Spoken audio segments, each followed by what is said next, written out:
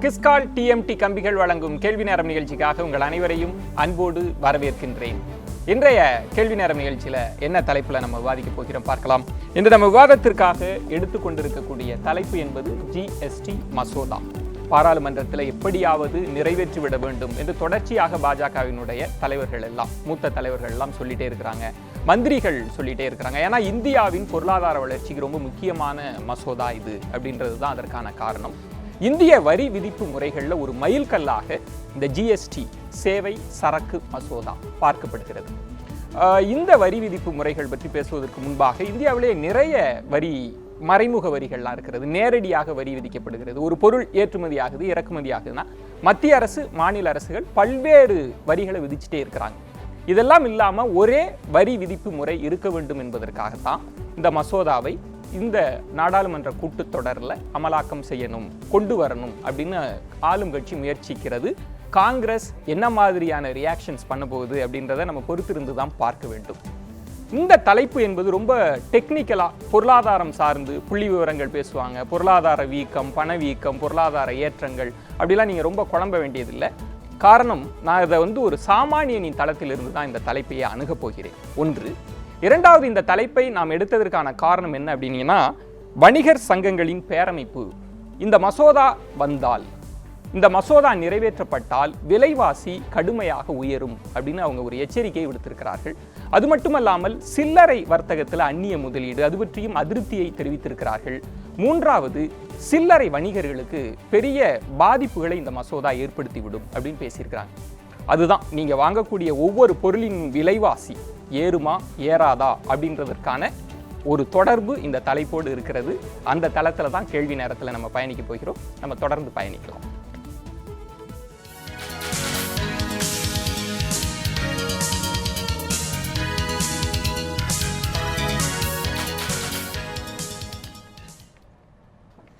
சரக்கு மற்றும் சேவை வரி மசோதா, இது தொடர்பாகத்தான் நம்ம இன்றைய கேள்வி நேரத்தில் விவாதிக்க இருக்கிறோம். இதில் விலைவாசி உயருமா? இந்த மசோதா நிறைவேற்றப்பட்டால் சாமானியர்கள் பாதிப்படைவார்களா, அல்லது இந்தியாவினுடைய பொருளாதார வளர்ச்சிக்கு இது ஒரு மைல்கல்லாக இருக்குமா?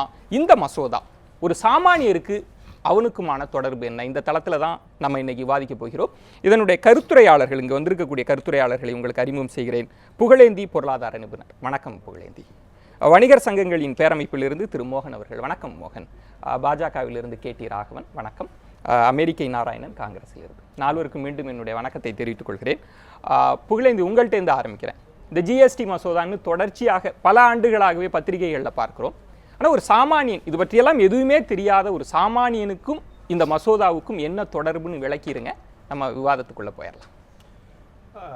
இந்த மசோதா இந்தியா முழுவதும் ஒருமித்த ஒரு வரி அமைப்பு கொண்டு வர்றதுக்கு முயற்சி பண்ணுறாங்க.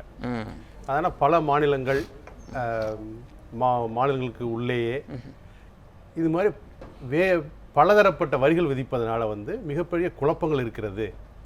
அப்படிங்கிறதுனால ஒரு ஒருமுகப்படுத்தப்பட்ட ஒரு வரி அமைப்பை கொண்டு வர்றாங்க. இது நல்ல விஷயம். ஏன்னா பலதரப்பட்ட வரிகளை விதித்து அடிப்படையில் ஒரு 3 விதமான வரிகளை கொண்டு வர்றது நல்ல விஷயம். ஆனால் எல்லாருக்கும் ஒரேமான வரி விதிப்புங்கிறது யோசிக்க வேண்டியது. வளர்ந்த நாடுகளில் பார்த்தீங்கன்னா நிறைய பேர் பெர் கேபிட்டா இன்கமும் அவங்களுடைய செலவுகளும் ஓரளவு சமாளிக்கக்கூடியதாக இருக்கும். இந்தியாவை பொறுத்த வரைக்கும் 70% மக்கள் வறுமை கோட்டு கீழே இருக்குன்னு சொல்லும்போது எல்லாருக்கும் ஒரே விதமான வரி விதிப்பது என்பது சாமானியர்கள் மீது வைக்கப்படும் பாரமாக முதல் கட்ட வாதமாக நான் இதை எடுத்துக்கிறேன். நம்ம இதை பற்றி தான் தொடர்ந்து விவாதிக்க போகிறோம். அந்த சாமானியன் தளத்திலிருந்து தான் இதை நகர்த்த போகிறேன். முதலாவதாக அமெரிக்கை நாராயணன். ஒரு பொருளாதார வளர்ச்சிக்கு ரொம்ப பயனுள்ள மசோதா. அதுவும் இல்லாமல் இந்த மசோதாவுக்கும் காங்கிரஸுக்குமான தொடர்பை நான் நினைவுபடுத்தினா, திரு சிதம்பரம் அவர்கள் எந்த அளவுக்கு விளக்கம் கொடுத்தார். அப்போ பாஜக எதிர்முகாமில் இருந்து இதை எதிர்த்தது.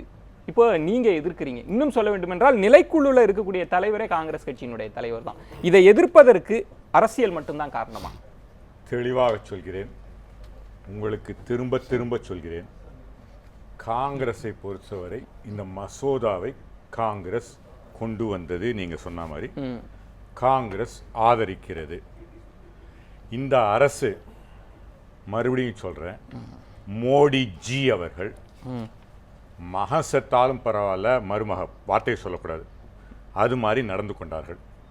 மோடி ஜி அவர்களும் பாரதிய ஜனதா கட்சியும் 2011 நாங்கள் கொண்டு வந்ததை எதிர்த்ததால் இன்றைக்கு கடந்த 4 வருடங்களில் இந்தியாவுக்கு எவ்வளோ லாஸ் தெரியுமா?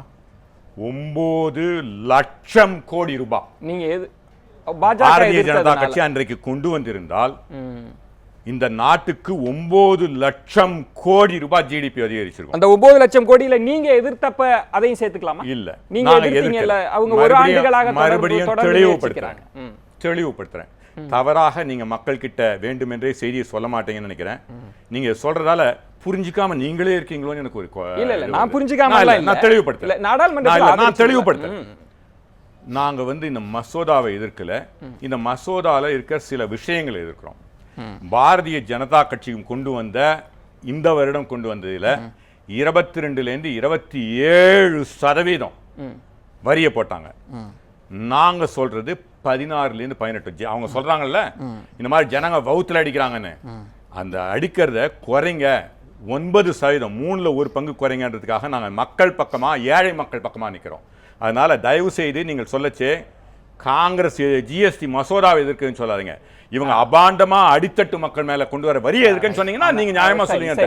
நீங்க என்ன அநியாயமா சொல்ற ஆள் இல்ல, புரிஞ்சிக்காம பேசுறீங்களான்னு ஒரு கேள்விக்குறி. இல்ல நான் கேக்குறேன், பாஜக உங்களை எதிர்த்தாங்கல்ல நீங்க கொண்டு வந்த போது, திரு சிதம்பரம் அவர்கள் பல விஷயங்களை ரொம்ப கொஞ்சம் அடமெண்டாவே இருந்தார். அதெல்லாம் இன்றைக்கு பாஜக அந்த திருத்தத்திற்கெல்லாம் உட்பட்டு இருக்கு. மாநிலங்கள் இல்ல நான் வருகிறேன், பெட்ரோலிய பொருட்கள் தொடர்பாக, ஆல்கஹால் தொடர்பாக, இதெல்லாம் தொடர்பாக பேசுகிற போது சிதம்பரம் அதுல நான் கை வைக்க மாட்டேன்னாரு. மாநிலங்கள் எதிர்த்தது. இன்றைக்கு பாஜக அதில் திருத்தத்திற்கு உட்பட்டு இருக்கிறது. அதை எப்படி நீங்க பார்க்கிறீங்க? நீங்க புரிஞ்சுக்கிட்டு தான் பேசுறீங்களான்னு தெரியல. 2014 எங்க மசோதா மாற்றித்தா இல்லையா?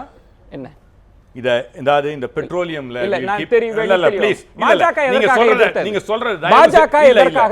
மக்கள் கிட்ட நான் சொல்லி பண்றேன். நீங்க ஹோம்வொர்க்கையும் சரியா பண்ணணும், தயவு செஞ்சு கேட்டுக்கிறேன். 2014 நாங்க கொண்டு வந்த மசோதால petroleum was kept out of GST, alcohol is kept out of GST. A proposal was sent to the law ministry out of constitutional guarantee to compensate the state. இதெல்லாம் நாங்க கொண்டு வந்துட்டோம். பாரதியா கொண்டு வரல, 2014 நாங்க கொண்டு வந்துட்டோம். அத பற்றி பேசினீர்கள். நான் கேட்பது அப்ப பாஜக ஏன் எதிர்த்தது? பாஜக ஏன் எதிர்த்தது? பாஜக எதிர்ப்புக்காக வைத்த காரணங்கள் என்ன? நல்ல காரணத்தை சொல்லுங்க. கேள்வி நான் சொன்னேன், அவங்க தான் தெளிவா சொல்லிட்டல. மக செத்தாலும் பரவாயில்ல, அதாவது நாடு கெட்டாலும் பரவாயில்ல, காங்கிரஸ் மூலமாக நாடு வளர்ச்சி அடைஞ்சிட்டுனா காங்கிரஸுக்கு பேர் வந்துடும் அப்படின்றது அவங்களது. திரு ராகவன், இதுல அரசியல் இல்ல, ஏழைகளின் பக்கம் காங்கிரஸ் இருந்து எதிர்க்குதுன்றார். நான் புள்ளி விவரங்களை சரியாக தயார்படுத்தல என்றார். நான் அருண்ஜேட்லி பேசியது, அருண்ஜேட்லி என்ன சொன்னார் அப்படின்றப்ப சிதம்பரம் என்ன சொன்னார்னு பார்க்கிற போது அருண்ஜேட்லி பல திருத்தங்களுக்கு உட்பட்டு இப்ப பிரச்சனையே 3 திருத்தங்கள் தான். நீங்க ஏன் அப்ப எதிர்த்தீங்க? இல்லைங்க, அந்த திருத்தத்தை நீங்கள் சரியாகவே சொன்னீங்க, ஏற்றுக்கொள்ளவில்லை. அதாவது மத்திய அரசாங்கம், அன்றைய மத்திய அரசாங்கம் ஏற்றுக்கொள்ளவில்லை. இன்னொரு விஷயம் பார்த்தீங்கன்னு சொன்னால், இது 2000 வாஜ்பாய் அவர்கள் மூட் பண்ண ஐடியா, இது அந்த கவர்மெண்ட் தான் மூட் பண்ண idea. Empowered group of ministers போட்டாங்க. இப்போ சுஷில் மோடி கூட அன்றைக்கு பீகாருடைய துணை முதலமைச்சர் இதோடைய சேர்மனாக இருந்தாங்க. பல மாநிலம் அதுக்கப்புறம் ரொட்டீனாக பல பேர் அதனுடைய இதுவாக இருந்தாங்க.